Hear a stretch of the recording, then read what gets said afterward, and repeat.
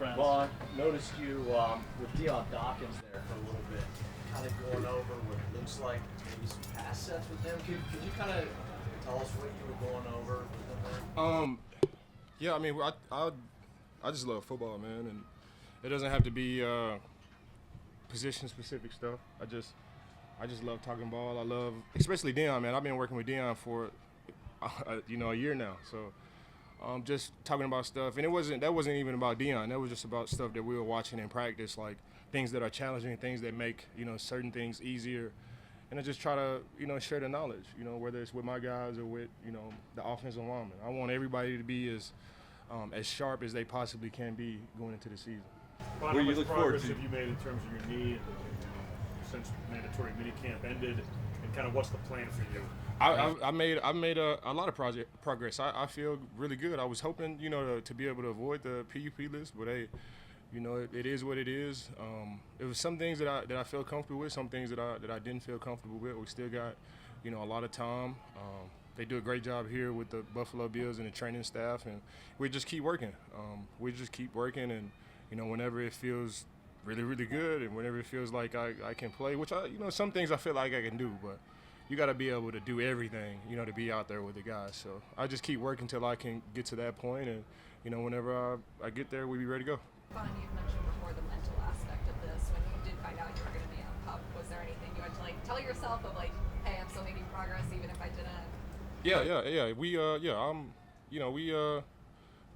here with the Buffalo Bills, we've been in tight communication about everything, whether that's Dr. Cooper in Dallas or Dr. Bassan here with the Buffalo Bills. The communication has been A1. It's been an A+. So we were we talked about that possibility and being able to talk about things, just getting on the grass and putting on cleats and putting on the brace and running around and stuff.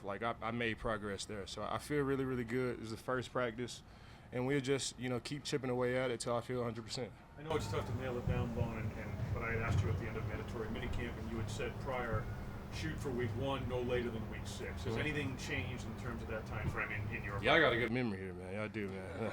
No, I mean I do too. I have a really good memory too. So yeah, that's still the plan. Like I was telling everybody else, I'm in a great spot mentally. Your body is gonna do what it's gonna do.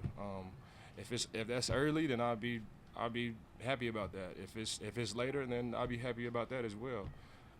I just want to get back on the field at a point where I'm super confident, where I feel really, really good, and where I can contribute to this team. It doesn't make any sense to just try to fight to just be out there just to prove a point. I want to be there when it matters. I want to be there, late in the season, big-time playoff games, big-time games in general. And every game during the season is a big game. So, I want to be there for my guys. I don't want to just try to prove a point. So I'm going to just keep chipping away at it, and whenever I feel comfortable, whenever you see me out there, it's time to go. I feel really, really good. What does Malcolm Floyd bring to the team? Leonard? Or Leonard Floyd. Yeah, Flo, man, he is a great player, man. I played with him in LA. He is a really good pass rusher. He's really, really good in the run as well. But for me, what stands out is just his extra effort after the play. He can have a really good pass rush, and these are things that I wanted to put in my game. He can have a really good pass rush, almost get the quarterback, and then chase down that 5-yard out by the receiver and end up on that tackle. He has that crazy man effort, and it's very, very admiring to sit and watch. Anything different you saw? Ladies.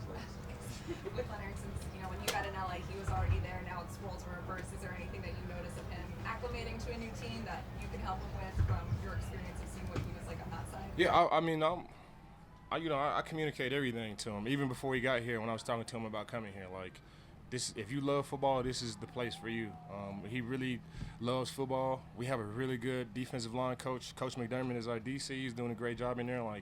Get A+ all over the board. Is just on you now, and I think he really enjoys that position that he's in. He just goes out there and does what he does, man, and he looks really, really good out there. And I'm excited for him. He's going to be able to do a lot of great things for the Buffalo Bills this year. How many positions? I know it's only the first day, Ron, but what have you noticed out of Greg Rousseau and AJ Espinosa that you didn't see, last year coming in? I think they're just picking up from where they ended last season. They made strides all through last season. Greg Rousseau had 9.5 sacks, 8.5 sacks last season, and he's just picking up right where he left off. He looks bigger, stronger, more in shape.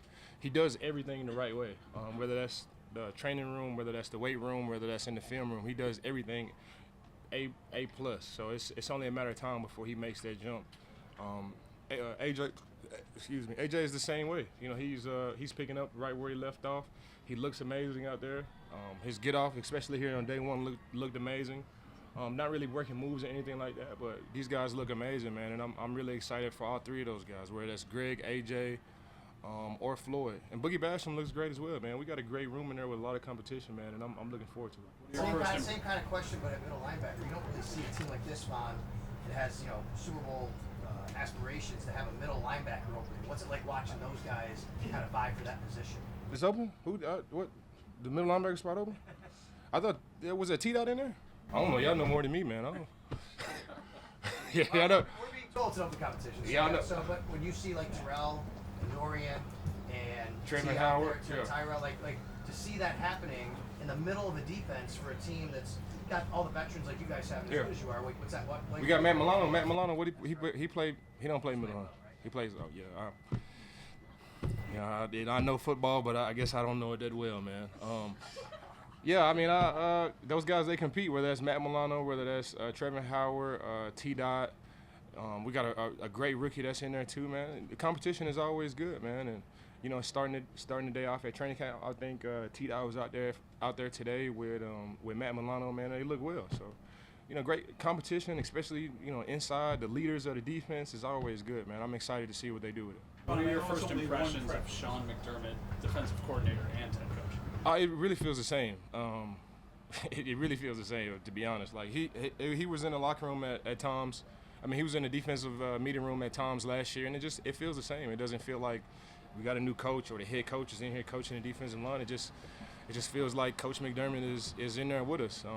He's very, very knowledgeable on the defense, and not only that, he knows how to influence guys. He knows how to whether push or pull guys in the right direction. He just has this energy about him that you just want to go out there and play your heart out for him. So Coach McDermott is a great head coach, and he'll be a great defensive coordinator for us as well. But along those lines, because you played for Sean McVay, who wore that offensive hat as well, and it pulls a coach in different directions. We talked about that with him earlier, Sean earlier. Your observation on that, on handling the extra load for a head coach. Yeah, I mean these guys are pros, man. Like these guys are pros. I think Coach McDermott has been doing this for 50 years, and I'm exaggerating. But, it's not that. I don't think it's a challenge for him. I mean, when you know ball, man, and not only that, when you know how to influence men, when you coach the man and then the player will learn. And Coach McDermott is great at that. He's great at proving points, either pulling guys in the right direction or pushing guys in the right direction. He's in a great spot. He does that well. And he's been doing that a long time, whether that's head coach or DC with the Carolina Panthers or wherever he's been. He's done a great job wherever he's went. Von, when it comes to Marcus Ware going into the Hall of Fame, he spoke highly of you, just saying that he saw something, a younger version of him, and maybe sparked a bit of a rebirth in him during those last few seasons in Denver. What do you make of who he is and what him going into the Hall? Man, Coach, DeMarcus Ware is a Hall of Fame man. He's a Hall of Fame human being, and I think that just bled into his career. He's a Hall of Fame dad. Like he does everything with passion. He puts his all into everything, whether it's coaching guys, whether it's coming to my Pastoral Summit and teaching guys there, whether that's with his children, whether it's pulling guys to the side and just trying to show them moves or whatever it may be, or talking finances or talking vacations. Like he really puts his all into everything, and it's a true blessing to really get to know DeMarcus, and it's a blessing for me to be able to call him brother. Like known him for a very long time. Going into a Hall of Fame is fitting. He was a hell of a player with the Dallas Cowboys. He was a hell of a player with the Denver Broncos. We won a Super Bowl together, and yeah, man, I'm excited for DeMarcus, man. It's fitting, and yeah, I mean, just thinking back on it and reminiscing, man, he's a hell of a guy, man. And, you know, I'm looking forward to seeing him go into the Hall of Fame, man. I've been there for Champ Bailey and was there for Peyton Manning. And, you know, I think this one hit a little bit harder seeing, you know, my brother, you know, going to the Hall of Fame as well this year. So I'm happy for him. I'm happy for his family. And it's a blessing for me to be able to witness that and be, you know, a part of that. And it's a blessing for DeMarcus to, you know, finally go in, man. I love DeMarcus, and, you know, it's dope that he's going into the Hall of Fame. Are you gonna go? Yeah. What? Yes. Yeah. What's it like to see the journey of Shane Ray, seeing him as a rookie, what he's been through the last few years, and now to be out there again with him? Man, it's great, man. I've been knowing Shane for 8 years now. You know, we've been all over the world together. We've been on vacations. We played in the Denver Broncos together. We won a Super Bowl together. We've always stayed in contact during 2020, during like the COVID year. Like we worked out in San Francisco together. We've gotten tattoos together. We've done it all. Like I don't think blood can make us, you know, any closer. Like that's my true brother. I've seen him grow up. You know, even coming here, it's like all the things that he learned from being on the Denver Broncos, like he's just picking up from where he left off there. You know, he's great on the football field. He's very, very knowledgeable now. He's played in Canada. He's played in the league. He's rushed all type of, you know, offensive linemen. He's been in all type of schemes, and it shows. You know, he's ready to go. He had a great day today. And I'm excited for Shane. You know, I call him when I wake up in the morning. Like his dorm is just upstairs, like over to the right. And I call him in the morning, like just like my little brother, man. I call him, man. I ask him, is he ready to go, man? And it's a special bond that we have, man. And I'm excited to see what he does with his opportunity here at the Buffalo Bills. From where he was. Calling him on the phone, or are you just FaceTime. No, just Oh. FaceTime him. You know, I just FaceTime him, and you know, I think I can hear it ring when I call him. Like, you know, but it's super early. Like you know, it's like 6:50, 7 o'clock in the morning. I just want to show him like that I'm excited for him. You know, and I'm super excited for him. So I know he's excited for himself. And you know, he came out here and he had a great day, man. He just continue to stack those days, man, and he'll be great for it. From where he came from, high level pick, to now trying to work his way back in the league, you seen any changes from him, mentality? Yeah, he's older. You know, he got a kid now. Like he's a grown man now. You know, I think you know, priorities change once you've been out and now you're back in. You know, on a football team, it's, you know, all you really have to do is make plays, you know, on the football field. But it's so many other things that go into really building that trust with the coaches, building that relationship with your players, building that relationship with your teammates and everybody around. And those are the things that he's killing, you know, whether that's putting in extra effort on the football field, whether that's in the weight room, whether that's eating right. Like he's doing everything that he possibly can do to make the most out of his opportunity. And, you know, before, like, you're a first-round pick, you come in, you know, you just expect things to just be there. And I think, you know, having that taken away and now he has a new lease on things, like he's really taking advantage of everything. He's early. You know, he's out to practice early. He's doing everything the right way, man. And, you know, I'm excited for him, and I'm proud of him, man, and I'm excited to see what he does. How about Boogie Basham? Seems to be a critical year for him. What have you seen from his mindset over the past several months leading into what I said should be a critical year for him? Boogie he just continues to work. It doesn't matter about the noise on the outside, what people are saying it's a critical year or not. Like, he's the same Boogie Basham. He puts in the work. He could play inside. He could play nose if you really want him to. He's so versatile. He has a plethora of moves. He plays with this intensity that is very contagious, you know, on the football field. And you know, you can't be called Boogie if you can't, you know, boogie on the football field. And that's what he does, man. He really doesn't, you know, pay attention to any other outside noise. He's first in all the lines, first in all the groups when it comes to working out and doing drills with the D lineman. He does everything the right way. Really, all the guys in that room do everything the right way. And I think we all just follow, you know, our defensive line coach and our defensive line coach assistant, you know, with Marcus West and Coach, you know, Eric Washington. They do a great job leading us, man, and it just bleeds on everybody, whether that's Boogie, Shane, you know, myself, Flo, you know, Greg, AJ, whether it's Shaq or whoever, man. Like, you know, they lead us in a way where they lead us in a way when we go out here, we really don't even have to think about plays or anything. You just go play football, and you really feel like they are committed to our careers, not just, you know, coaching us. So we have a very, very great room, and I think that bleeds off on everybody, whether it's Boogie or anybody. You mentioned dorm life and everything. I know that was a little bit of an adjustment for you. Yeah, I mean, I know what to expect now. I came ready. You need, you know. What was it? Toilet paper? Yeah, it was toilet paper last year, but I came ready now. You know, I'm ready, man. I ain't homesick no more. I'm ready to be here, man. I got toilet paper. I got soap.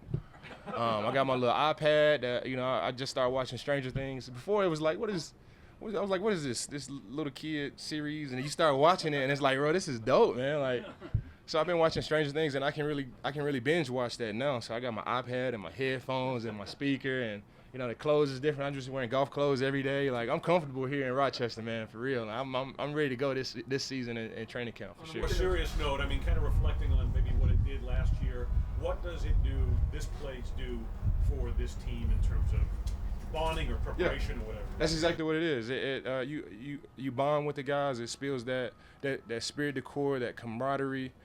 Everything's for a purpose, you know, and that's what I love about Brandon Beane and Coach McDermott. Everything's for a purpose. You just don't bring guys to Rochester, you know, for any reason. You know, they bring us here so we can bond, so we can become a tight-knit group. And those are the things that you need during the season through the ups and the downs. And I think that showed last year. After we lost that Miami game, like, everybody was still tight and ready to go. You know, of course it was disappointing to lose it, but I think, you know, the work that we put in here in Rochester, from hanging out to just chilling in the common areas there at the cafeteria, it really helped out during the season. So, you know, I love it here. Like I said, I'm ready to go. I got my toilet paper, my wife's, got my iPad, bed's nice. Got my little queen size bed in there with my what is it, the pillow top on there, man. Like, yeah, I didn't know if I was in Rochester. I didn't know if I was here at the dorm or I was at the Four Seasons, man. I was feeling good, man, for sure. I don't have any complaints on my dorm room, man. I'm loving Rochester. I know what to expect this year, and I'm loving it here. Thank you, Rochester. I appreciate you guys, man. It's been good. It's been good.